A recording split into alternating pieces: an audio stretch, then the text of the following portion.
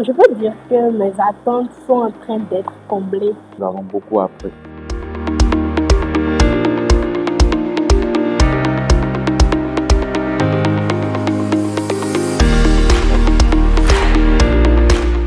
Très bien. Qui veut essayer? Je veux et j'exige d'exquises excuses. Suis-je chez ce chef? Ça a commencé. Très bien. Oui. Je veux et j'exige d'exquises excuses. Suis-je chez ce cher Serge? Suis-je chez ce cher Serge?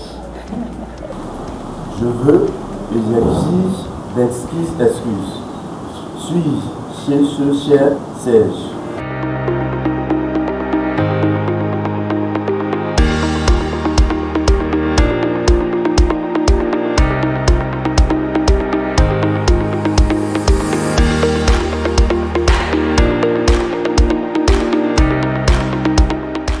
Surtout au niveau de la deuxième phrase, vous faites beaucoup d'économies des mouvements de lèvres et de l'ouverture de la bouche. On ne fait pas ici devant le micro et on ne choque pas devant le micro, non. Ouvrez la bouche. Ne faites pas économie des mouvements de lèvres. Est-ce que quelqu'un peut reprendre encore tout en tenant compte de l'ouverture, de la prononciation, de l'articulation et de la respiration? Je veux et j'exige d'excuses excuses. Suis-je chez ce cher? Je veux et j'exige. Doucement, doucement. Nous avons un programme très chargé qui nous permet de travailler sur notre diction, sur notre posture devant le micro. Nous avons aussi participé à plusieurs échanges avec d'autres formateurs comme Anaïs, avec lesquels nous avons beaucoup appris. Le travail de la voix. Il faut le savoir, c'est une question de développement d'aptitude. Pourquoi je le dis et pourquoi je le précise à chaque fois? Pour ceux qui sont passés par mes ateliers, c'est pour vous aider à vous rendre compte de l'effort que vous devez faire tous les jours après la formation que vous avez reçue. Parce que les questions de développement d'aptitude, vous pouvez ne pas avoir le résultat au moment où vous recevez la formation.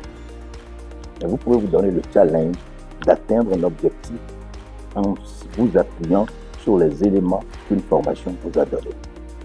Donc vous êtes dans un processus de développement d'aptitude et c'est très important.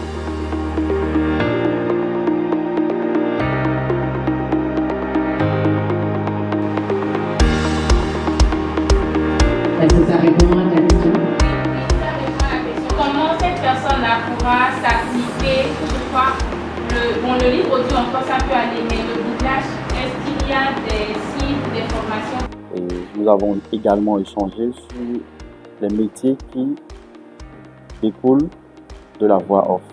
On a parlé des sous-métiers de la voix off. On a parlé de la narration, du livre audio, du doublage. On a fait ça avec Anaïs. Et ce que moi j'ai le plus apprécié, c'est sa manière de nous expliquer, de nous donner des exemples.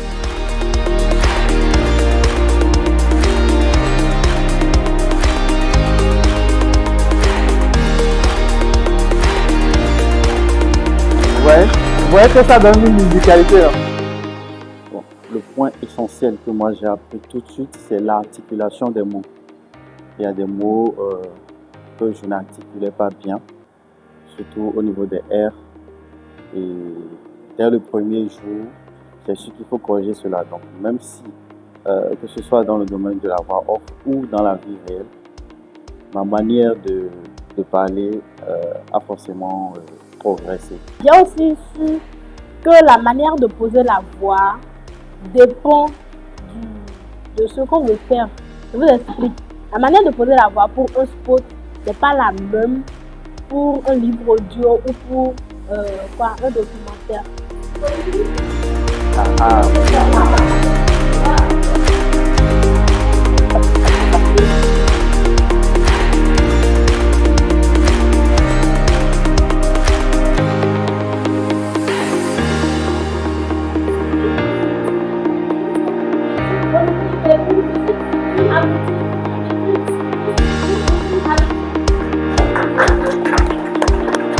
Bravo! Bravo.